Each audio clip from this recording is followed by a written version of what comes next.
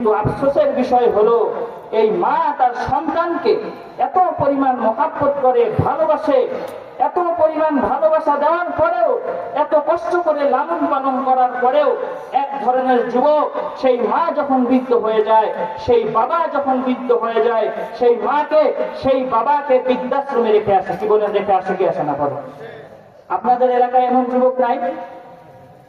এমন সন্তান নাই? আছে, একজন না, অনেক আছে।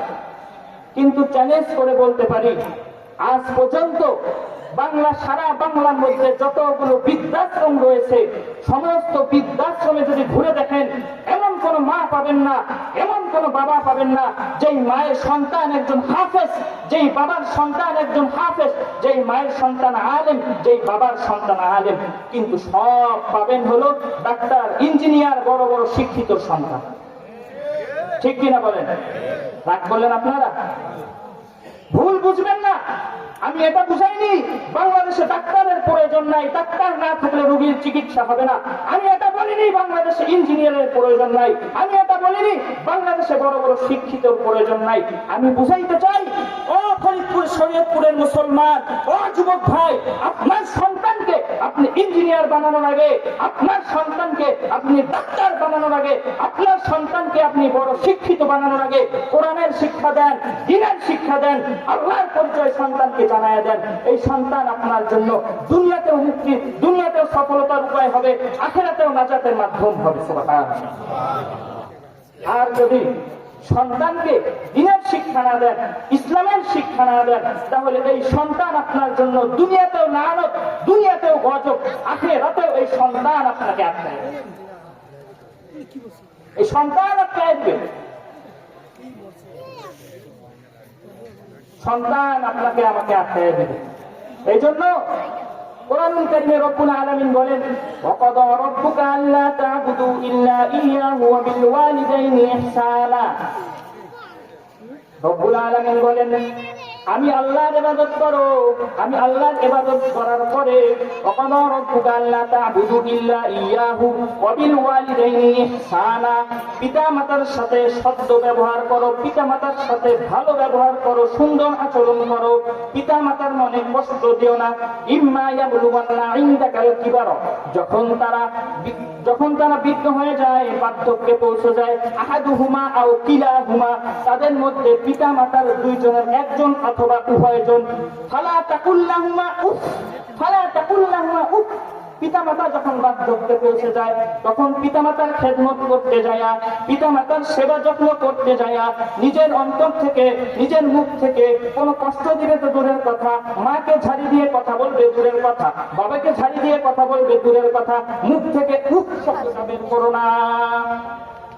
আল্লাহ পাক রব্বুল আলামিন মা বাবার পরে পিতামাতার ইহসানের কথা বলেছেন। পিতামাতার খেদমত করতে যায়, বাবা বিছনায় পড়ে আছে, দীর্ঘদিন যাবত বাবা অসুস্থ, বিছনা থেকে উঠতে পারে না, বিছনায় খাবার খায়, বিছনায় পায়খানা করে, বিছনায় প্রস্রাব করে, ওই অবস্থার মধ্যেও বাবার পায়খানা পরিষ্কার করতে যাও সে ছেলে উঠ শব্দটা বলতে পারবে না, আল্লাহর আরশ পর্যন্ত কেঁপে উঠবে, আল্লাহর আরশ কেঁপে উঠবে। আল্লাহ পাক রব্বুল আলামিন সন্তানকে 5টা আদেশ দিয়েছেন, ফালা তাকুল্লাহুমা উফ ওয়ালা তানহারহুমা, পিতামাতার সাথে ধমকের সাথে কথা বলো না, ফালা তাকুল্লাহুমা উফ ওয়ালা তানহারহুমা ওয়া কুল্লাহুমা কাওলান কারীমা, সম্মানের সাথে, শ্রদ্ধার সাথে, আদবের সাথে পিতামাতার সাথে আচরণ করো, পিতামাতার সাথে কথা বলো। আজকে আফসোসের বিষয়, যুবক এমন কুলাঙ্গার আছে দেশে, সে তার পিতার গায়ে হাত তোলে, মায়ের গায়ে হাত তোলে, মাকে বলে 5,000 টাকা দাও, 10,000 টাকা দাও, মা যখন দিতে পারে না, বাবা যখন দিতে পারে না, বাবা মায়ের গায়ে পর্যন্ত হাত তোলে। এমন কুলাঙ্গার বাংলাদেশে আছে, কি বলেন নাই? আছে, অনেক আছে। আল্লাহর আওয়াজ পর্যন্ত কেঁপে ওঠে, বাইতুল্লাহ শরীফে ধরে ওয়াজ করলেও আল্লাহ পাক রব্বুল আলামিন তার উপর সন্তুষ্ট হবেন না। রিদল রব্বি ফি রিদল ওয়ালিদাইন, পিতামাতার সন্তুষ্টের উপরেই হচ্ছে আল্লাহ তাআলা সন্তুষ্ট। আমার যুবক ভাইয়েরা, হযরত ইমাম শাফিঈ রাহমাতুল্লাহি আলাইহি, নাম শুনছেন নি আপনারা? নাম শুনছেন? 4 মাযহাবের এক মাযহাবের ইমাম হলেন ইমাম শাফিঈ রাহমাতুল্লাহি আলাইহি। ইমাম শাফিঈ রাহমাতুল্লাহি আলাইহি কেমন বুজুর্গ ছিলেন? হযরতে ইমাম শাফি রাহমাতুল্লাহ আলাইহি সারা রমজান মাসে একটা নয়, দুইটা নয়, পাঁচটা নয়, 10টা নয়, 61 খতম কোরআনুল কারীমের তেলাওয়াত করতেন। সুবহানাল্লাহ। কত খতম? 61 খতম। সারাদিনে এক খতম, রাতে এক খতম, তারাবির নামাজে 30 দিনে 30 পাতা, এই 60 আর 61 খতম কোরআনুল কারীম তেলাওয়াত করতেন হযরতে ইমাম শাফিঈ রাহমাতুল্লাহ আলাইহি।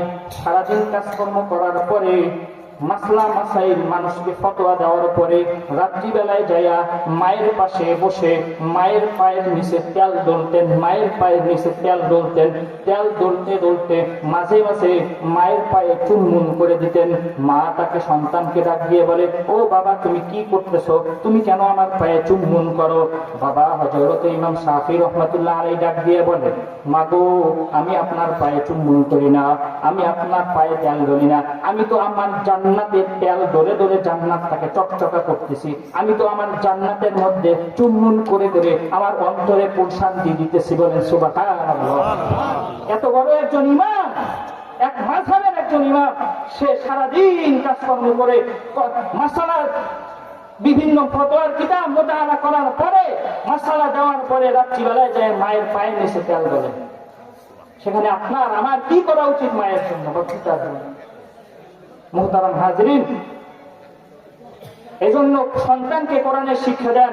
এই দেশে যদি কোরআনের শিক্ষা থাকতো, কোরআনের বিধান থাকতো, তাহলে দেশে সুদ থাকতো না।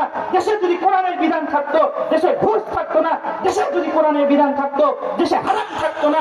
দেশে যদি কোরআনের বিধান থাকতো, দেশে দেশে কোনো বেনামাজি থাকতো না, বেরোজাদার থাকতো না, কোনো মদ পানকারী, শরাব পানকারী থাকতো না। এই দেশে যদি কোরআনের বিধান থাকতো, কোরআনের আইন থাকতো, তাহলে পিতামাতার অবাধ্য কোনো সন্তান থাকতো না। এই দেশে কোরআনের আইন থাকলে কোন সন্তান তার পিতামাতাকে বৃদ্ধ হওয়ার পরে বৃদ্ধাশ্রমে রেখে আসতো না। কি বলেন?